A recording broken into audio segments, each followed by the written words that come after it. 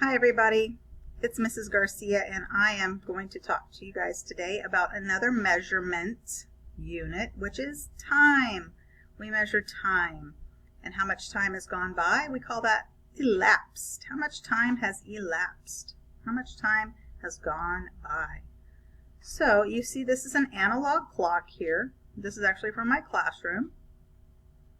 You might have one of these at your house. I do. This is an analog clock, and then there are digital clocks, which you're probably even more familiar with, right? There's a digital clock on the bottom right-hand corner of your device. But I just wanted to review with you really quickly how this works. So we have a shorthand, that's for the hour, and we have a longhand, and that is for the minutes. So starting up here at the top at 12, this is 0. And we're going to skip count by 5. So 0, 5, 10, 15, 20, 25, 30, 35, 40, 45, 50, 55, and then we're back at 0. Okay, so there are 60 minutes in each hour, and there are 60 seconds in each minute. This is the seconds hand. It's going by real quickly, isn't it? So for each minute, that goes around 60 times. For each hour, the minute hand goes around 60 times. Okay, and you can notice here that in between the 12 and the 1, in between the 1 and the 2, in between the 2 and the 3, and so on, there are actually 5 little divisions of time, and those are minutes, right? So 1, 2, 3, 4, 5 minutes in between each of those. Okay, so the clock right now, what time does it say it is? It's almost 10. Can you see the hour hand right under there? It's almost 10, so it's 9 something. Looking at the minute hand, it's 9, 5, 10, 15, 20, 25, 30, 35, 40, 45, 46, 47, 48, 49. It's 9:49 and 40 seconds. Okay, so let's do some problems that involve time. So for example, Dora and her brother Kyle spent 1 hour and 35 minutes doing yard work.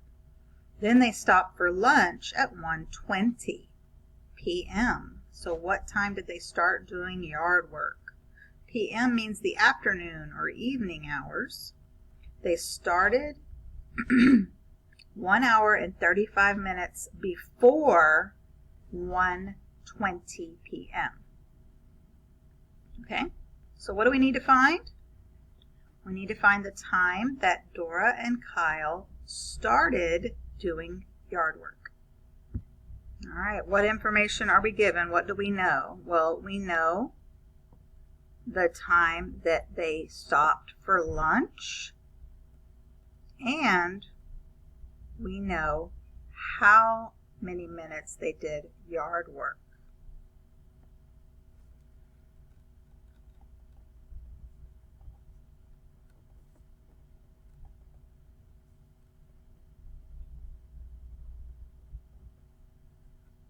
So I'm given the time spent doing yard work, which is 1 hour and 35 minutes.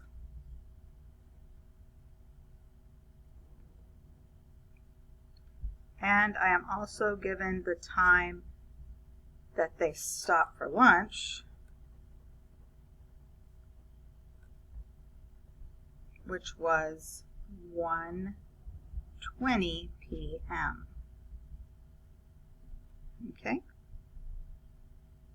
So how are we going to figure this out? Well, we are going to count backwards, right? You can use a timeline. That's one strategy that you can use.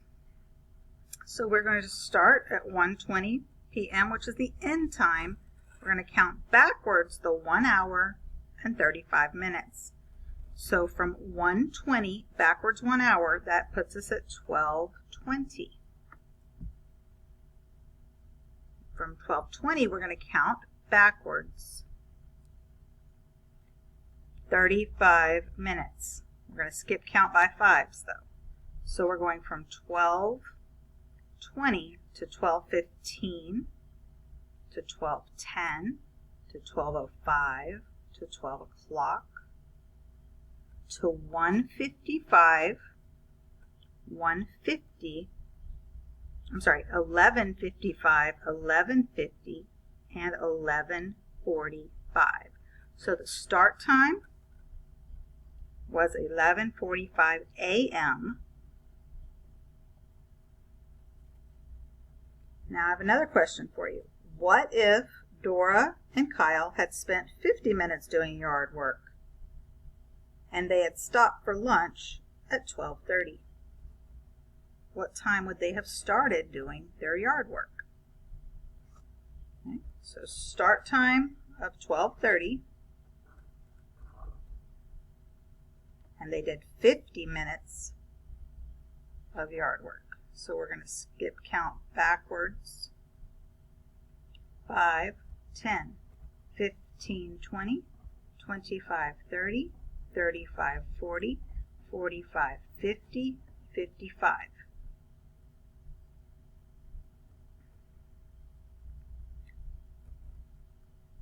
So they would have started doing their yard work at 11:40 a.m. All right, easy breezy, you got this.